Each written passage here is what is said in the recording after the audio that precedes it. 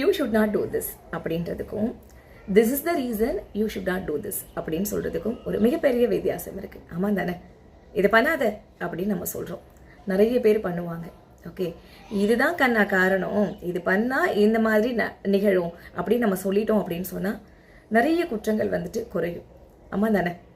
யாருக்குமே கெடுதல் பண்ணக்கூடாது, நல்லது தான். ஆனால் நிறைய பேர் பண்ணாமல் இருக்காங்களா? இல்லை, பண்ணுறதுக்கு ரெடியாக இருக்காங்க. என்ன காரணம் அப்படின்னா, அவங்களுக்கு தானே கெடுதல் பண்ணுறோம், அதில் நம்ம ஹாப்பியாக இருக்குமே அப்படின்னு சொல்லிட்டு. ஆனால் அவங்களுக்கே தெரியாமல் நம்ம பண்ணக்கூடிய கெடுதல் வந்து பல மடங்காக வட்டி போட்டு குட்டி போட்டு நமக்கு பண்ணுறதுக்கு நிறைய பேர் லைனில் நின்றுட்டுருப்பாங்க. சரியா? இந்த விளைவை அவங்களுக்கு சொன்னோம் அப்படின்னு சொன்னால் நிறைய பேர் பாவம் பண்ணுறதுக்கே முன் வர மாட்டாங்க. பாவம்ன்றது யாரையாவது கொலை பண்ணுறது, கொள்ளையடிக்கிறது மட்டும் கிடையாதுங்க. வார்த்தையால் கூட ஒருத்தரை ஹர்ட் பண்ணக்கூடாது. என்னை இப்படி பேசிட்டாங்க இல்லை அப்படின்னு மனசளவில் கூட அவங்க வருத்தப்படக்கூடாது. சரியா? இந்த மாதிரியான சின்ன செயலுமே நம்ம பண்ணக்கூடாது. ரைட்?